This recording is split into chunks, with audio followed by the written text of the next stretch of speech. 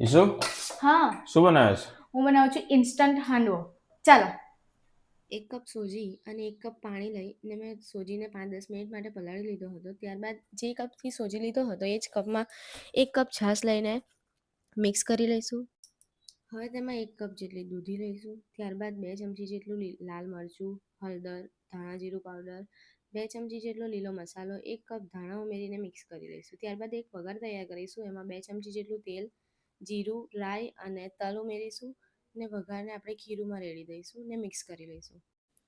લાસ્ટમાં અડધી ચમચી જેટલો સોડા ઉમેરીશું અને એની ઉપર થોડુંક પાણી ઉમેરીશું ને મિક્સ કરી લઈશું. ત્યારબાદ એ જ પેનમાં થોડુંક તેલ લઈ અને આપણે પૂડા ઉતારી લઈશું અને થોડા ગોલ્ડન બ્રાઉન થાય એટલે પલટાવી લઈશું અને બંને બાજુ એવી રીતના શેકી લઈશું અને નાળિયેરની ચટણી સાથે એને સર્વ કરીશું. ને રોહન, આપણો હાંડવો રેડી છે, એ પણ નાળિયેરની ચટણી સાથે.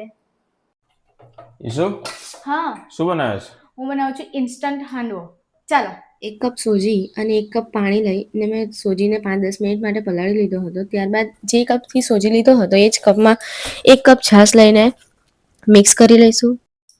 હવે તેમાં 1 કપ જેટલી દૂધી લઈશું. ત્યારબાદ 2 ચમચી જેટલું લાલ મરચું, હળદર, ધાણા જીરું પાવડર, 2 ચમચી જેટલો લીલો મસાલો, 1 કપ ધાણા ઉમેરીને મિક્સ કરી લઈશું. ત્યારબાદ એક વઘાર તૈયાર કરીશું. એમાં 2 ચમચી જેટલું તેલ, જીરું, રાઈ અને તલ ઉમેરીશું ને વઘારને આપણે ખીરુંમાં રેડી દઈશું ને મિક્સ કરી લઈશું.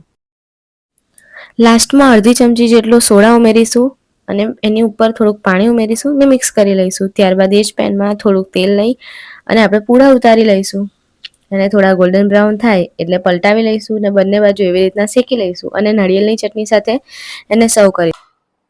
રોહન, આપણો હાંડવો રેડી છે, એ પણ નાળિયેરની ચટણી સાથે.